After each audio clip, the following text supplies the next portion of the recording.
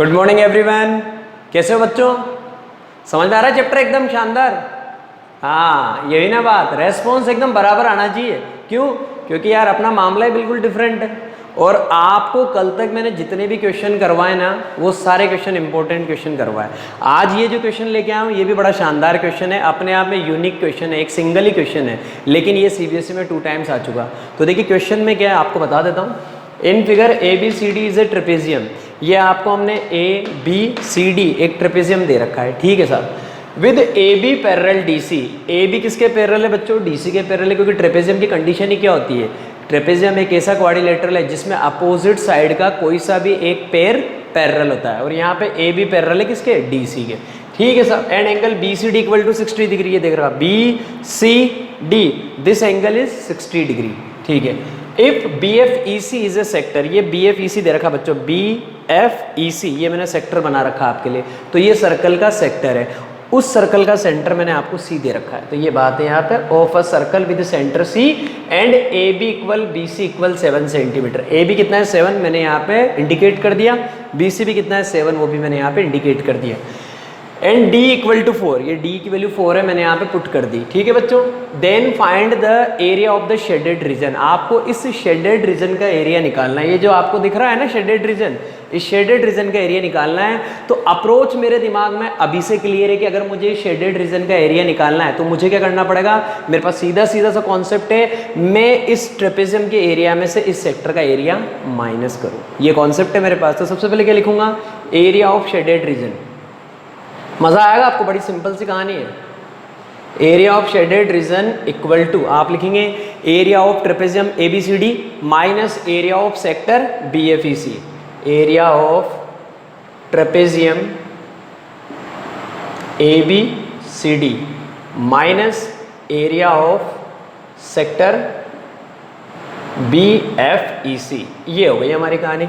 अब देखिए भाई, जिसको ट्रेपेजियम के एरिया का फॉर्मूला पता है वो तो 1 सेकंड में काम हिट कर देता है यहाँ पे, और जिसको नहीं पता वो चुपचाप बैठा रह जाता है, फिर किसी और का देखेगा ना यार एग्जाम में। तो देखिए area of shaded region, area trapezium का फॉर्मूला होता है 1/2 sum of parallel sides multiply by distance between them. इसलिए मैंने ये प्रोग्राम कर रखा है। ये और ये दोनों साइड्स क्या है? पैरेलल है, तो इनके बीच की डिस्टेंस का मतलब परपेंडिकुलर डिस्टेंस। तो जनरली हम इसको क्या बोलते हैं? हाइट बोलते हैं। तो हमारे ट्रेपेजियम का एरिया का फॉर्मूला क्या होता है बच्चों? 1/2 sum of parallel sides. Parallel sides के सम का मतलब A B plus D C. ये कर दिया हमने। Multiply by distance between them मतलब हाइट, मतलब आपको BL निकालना है, क्योंकि BL आपके पास है ही नहीं, करे तो करे क्या? लिख तो दें, ये लिख दिया फॉर्मूला में, तो पुट करे कम से कम, ये लिख दिया साहब। Minus area of sector. Sector के एरिया का फॉर्मूला बड़ा सिंपल है, आप बहुत अच्छे से जानते हैं, θ/360 इंटू पाई आर स्क्वायर। तो आप सेक्टर के एरिया का फॉर्मूला पुट करेंगे यहाँ पे, θ/360 इंटू पाई आर स्क्वायर। अब देखिए मज़ेदार बात क्या आपको मैं बताने वाला हूँ। आपको ए बी पता है और आपको डीसी पता है। ए बी कितना पता है बच्चों आपको? ए बी आपको 7 पता है, लेकिन आपको डीसी नहीं पता। तो डीसी निकालने की मेरे पास ट्रिक है। डीसी का मतलब क्या है? यहाँ से लेके यहाँ तक। तो आपको ये वाला पार्ट तो पता है 4। अगर आपको ईसी पता लग जाए तो आपका काम बन जाए। ईसी मुझे अभी से ही पता है, क्योंकि ये सी क्या है? सर्कल का सेंटर। तो सी से लेके बी तक की डिस्टेंस रेडियस है, और सी से लेके ई तक की डिस्टेंस भी रेडियस है। आई मेरी कहानी समझ में? क्योंकि ये सर्कल का सेंटर है। तो अगर ये 7 है तो सी भी कितना आ जाएगा? 7 सेंटीमीटर। इसका मतलब जो सी डी है वो कितना आ जाएगा? 4 + 7 मतलब 11। तो आप सी डी के लिए क्या लिखेंगे? आप लिखेंगे C D equal to 4 + 7 that is 11 centimetre. और सी डी की वैल्यू मैंने यहाँ पे पुट कर दी 11 मल्टीप्लाई बाय बी एल। अब बी एल नहीं है मेरे पास, तो बी एल के लिए देखना मैं क्या करने वाला हूँ। ये रहा साहब बी एल, ये 90 डिग्री। तो मुझे पता लग गया कि BL जो है ना वो इस वाले राइट एंगल ट्राइंगल के अंदर आ रहा है। तो जो ट्रिग्नोमेट्री मैंने पढ़ी थी उस ट्रिग्नोमेट्री को मैं यूज में लूंगा, वरना किस काम की ट्रिग्नोमेट्री? क्योंकि अगर राइट एंगल ट्राइंगल है और मुझे कोई एंगल पता है तो उसके रेस्पेक्ट में मैं हमारे ट्रिग्नोमेट्रिक रेशियोज फाइंड आउट कर सकता हूँ। तो देखिए यहाँ पे मैं क्या यूज़ कर रहा हूँ? यहाँ पे मैं 60 डिग्री के रेस्पेक्ट में यूज़ कर रहा हूँ, और मैं कौन सा रेशियो अप्लाई कर रहा हूँ? साइन वाला। तो मैं साइन 60 यूज़ कर रहा हूँ बच्चों। तो साइन 60 का मतलब क्या होगा? देखिएगा आप, साइन थीटा जो होता है वो होता है परपेंडिकुलर अपॉन हाइपोटेनियस। एंगल के सामने वाली साइड परपेंडिकुलर होती है, यू नो दैट। तो परपेंडिकुलर कौन हो गया? BL। Upon hypotenuse. हाइपोटेनस कौन होता है? 90 डिग्री के सामने वाली साइड। वो कौन है बच्चों? वो है हमारे पास BC। तो हम अपॉन में लिख देंगे BC। तो साइन 60 की वैल्यू पुट करेंगे और मजे आ जाएंगे। साइन 60 की वैल्यू कितनी होती है बच्चों? √3/2 equal to BL upon BC। BL तो मुझे निकालना है, तो BL तो मेरे पास एज इट इज ऐसा कैसा रहेगा, और BC जो है वो मेरे पास है बच्चों कितना? 7। तो मुझे यहाँ से BL की वैल्यू पता लग गई, क्रॉस मल्टीप्लाई कर देंगे तो हम क्या लिखेंगे? 2BL। BL को 2 से करेंगे, 2BL इक्वल टू 7√3। इसका मतलब अगर BL की वैल्यू निकालनी है तो 7√3 को 2 से डिवाइड कर दूंगा, तो BL equal to 7√3 divided by 2। ये मुझे BL की वैल्यू मिल चुकी है। आया समझ में आपको? तो BL की वैल्यू मैं यहाँ पे पुट करूंगा तब जाके मेरा प्रोग्राम सेट होगा। तो देखिए BL की वैल्यू मैंने निकाली है 7√3/2, मैं यहाँ पे पुट करने वाला हूँ। आप देखिए तो BL की जगह लिख दिया बच्चों मैंने 7√3/2। पहले इसकी कहानी खत्म करते हैं, फिर सेक्टर का नंबर लगाएंगे। तो 1/2 7 + 11, तो 7 + 11 का मतलब क्या होगा बच्चों? 18। ठीक है साहब, चलने दो। इंटू 7√3/2। तो 2 से हमारा 18 कट गया, कितनी बार? 9 टाइम्स। 9 7 = 63, 63√3/2। तो 63√3/2। This is the area of this trapezium ABCD। अब किसकी कहानी चल रही है? अब सेक्टर की कहानी चल रही है। तो सेक्टर की कहानी के लिए हमें फॉर्मूला पता है, ये लिख रहा, ये माइनस की जगह हमने यहाँ पे माइनस लगाया। थीटा कितना है? 60 डिग्री, क्योंकि ये दे रखा आपको थीटा। तो आप लिखेंगे 60/360 इंटू, अब देखिए पाई के लिए पहले से इंडिकेट कर रखा है कि पाई की जगह क्या पुट करना है? 22/7। अगर पाई के लिए वो आपको बोलता है 3.14, तो आपको फिर 3.14 ही पुट करना है। और कुछ नहीं बोलता तो आप 22/7 रख सकते हैं। 22/7 इंटू R²। R का मतलब है इस सर्कल की रेडियस। तो रेडियस आपको पहले से पता है बच्चों कितनी है? 7। तो 7 का स्क्वायर करना है। 7 का स्क्वायर मतलब 7 × 7। कैलकुलेशन बड़ी इजी, 0 से 0 की पिक्चर खत्म। 6 से 36 कट जाएगा बच्चों 6 टाइम्स। ये 7 से हमारा 7 कैंसिल, ये दोनों 2 से कटते हैं। ये 11 टाइम्स कटता है, ये 3 टाइम्स कटता है। 11 7 = 77, 77/3। तो माइनस में आ जाएगा आपके पास 77/3। आप चाहें तो अब इसको एक स्टेप में आप सिंप्लीफाई कर सकते हैं। ये आ गया 63√3/2 माइनस 77/3। एलसीएम ले लीजिए। तो देखिए आप क्या करेंगे, आप यहाँ पे 2 और 3 का एलसीएम लेंगे। तो आपके पास अब जो प्रोग्राम सेट होने वाला है वो आप देखिएगा।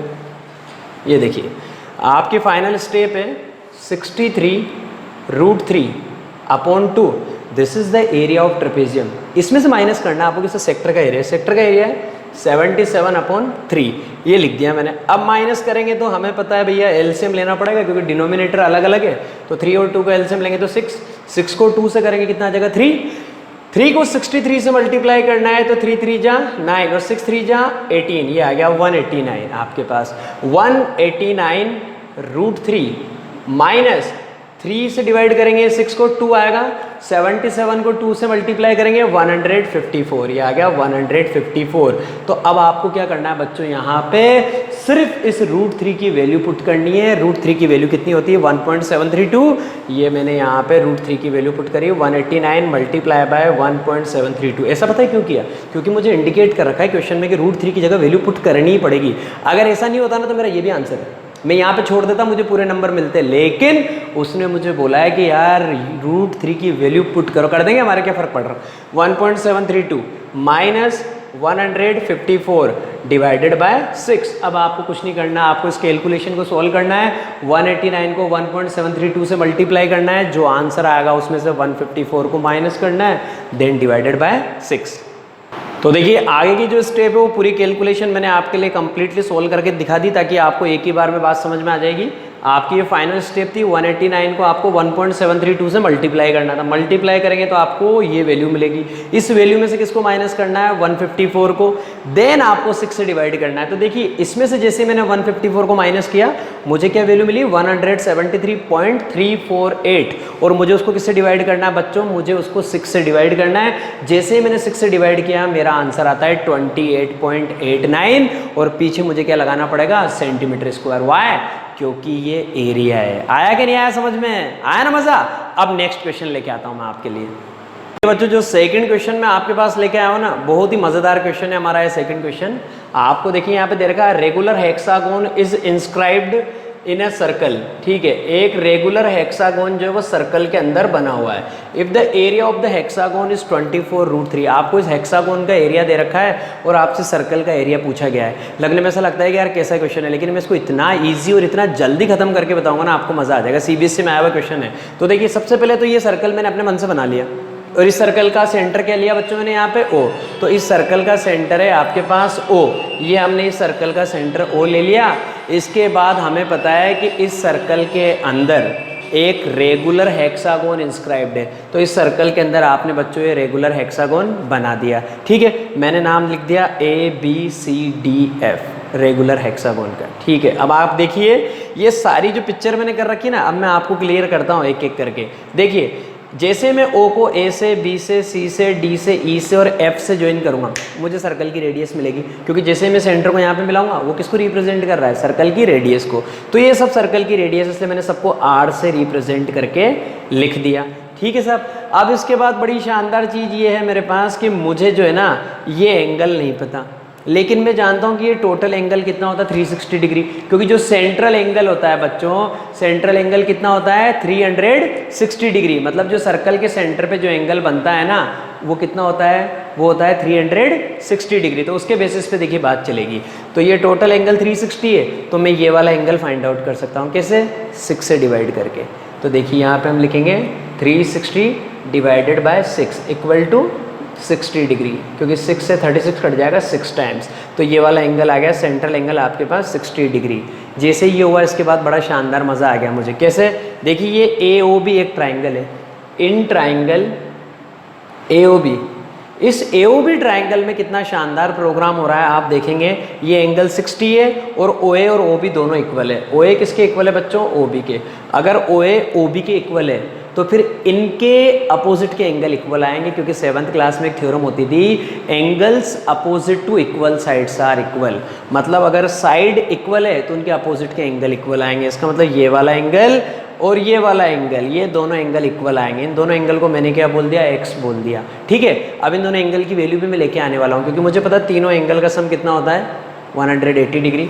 तो OA इक्वल टू OB ये तो मुझे पता ही है, दोनों सर्कल की रेडियस है, इसलिए इनके अपोजिट के एंगल इक्वल आ जाएंगे। Angle A equal to angle B, ये मेरा प्रोग्राम हो गया, मैंने दोनों को x मान लिया। अब इस ट्राइंगल के अंदर जैसे एंगल सम प्रॉपर्टी लगाऊंगा तो क्या लिखूंगा, angle O plus angle A plus angle B equal to 180 degree, और एंगल O मुझे पता है 60 plus x equal to 180, x plus x हो जाएगा 2x, 180 में से 60 जाएगा 120 बचेगा, x की वैल्यू आ चुकी है आपके पास 60 डिग्री। और जैसे x की वैल्यू 60 डिग्री आई, जिंदगी का मजा आ गया। क्यों, क्योंकि ये एंगल 60, ये एंगल 60, इसका मतलब ये क्या है, इक्विलेटरल ट्राइंगल है। क्योंकि जिस ट्राइंगल की तीनों साइड इक्वल होती है, एक तो हम उसको इक्विलेटरल ट्राइंगल बोलते हैं, और जिस ट्राइंगल के तीनों एंगल इक्वल हो, मतलब तीनों एंगल क्या हो 60 डिग्री हो, तो उस ट्राइंगल को भी हम क्या बोलते हैं, इक्विलेटरल ट्राइंगल। तो आप क्या लिखेंगे, hence triangle AOB is an equilateral triangle. ये मैंने शॉर्ट में लिख दिया। ये जो ट्राइंगल है ये क्या बच्चों, इक्विलेटरल ट्राइंगल है। अब मजेदार बात ये है कि इस हेक्सागोन के अंदर 6 इक्विलेटरल ट्राइंगल बन रहे हैं, तो इसका मतलब इस हेक्सागोन का एरिया किसके इक्वल आएगा, एरिया ऑफ 6 इक्विलेटरल ट्राइंगल। तो आपको ये बात पता लग गई कि area of hexagon equal to, आप लिखेंगे 6 multiply by area of triangle, कौन सा ट्राइंगल, AOB, मतलब AOB ट्राइंगल के एरिया के 6 टाइम्स, क्योंकि इसका भी सभी इक्विलेटरल ट्राइंगल का एरिया सेम आएगा, क्योंकि सभी की साइड बच्चों सेम है। और किसके बराबर है, सभी की साइड सेम है, और बराबर किसके, रेडियस के बराबर है। क्योंकि आपको पता लग गया कि ये इक्विलेटरल ट्राइंगल है, तो इक्विलेटरल ट्राइंगल में तीनों साइड भी इक्वल है, तो OA रेडियस है, OB रेडियस है, तो फिर AB भी क्या आएगी, AB भी रेडियस आएगी। इसका मतलब इक्विलेटरल ट्राइंगल की जो साइड है ना वो सर्कल की रेडियस के बराबर है। तो अब आप देखिए एरिया ऑफ हेक्सागोन दे रखा है 24√3 equal to 6 multiply by area of triangle AOB। तो इक्विलेटरल ट्राइंगल का एरिया निकालने का फॉर्मूला बड़ा सिंपल सा होता है, √3/4 इनटू साइड स्क्वायर, और साइड यहाँ पे किसके बराबर है, रेडियस के बराबर, तो आप रेडियस का स्क्वायर करेंगे इनटू रेडियस का स्क्वायर। अब देखिए ये अपने आप आपके सामने पिक्चर क्लियर है, ये 6 से इधर 24 4 टाइम्स कट जाएगा, और इधर जाएगा तो 4 मल्टीप्लाई हो जाएगा 4 से 16√3, 16√3 इक्वल टू √3 r²। आपको क्या करना है बच्चों, r² की वैल्यू निकालनी है, अपोन में चला जाएगा तो r² इक्वल टू 16√3 अपोन में √3, √3 से √3 की कहानी खत्म। r² की वैल्यू कितनी आ गई 16। मुझे r² की वैल्यू से मतलब है, इसलिए मैं r की वैल्यू भी नहीं निकाल रहा। क्यों? क्योंकि सर्कल का एरिया होता है πr²। मुझे तो अपने काम से मतलब है, तो सर्कल का एरिया आप लिखेंगे area of circle, area of circle equal to πr², और यहाँ पे पाई की जगह 3.14 पुट करना है तो करना पड़ेगा यार।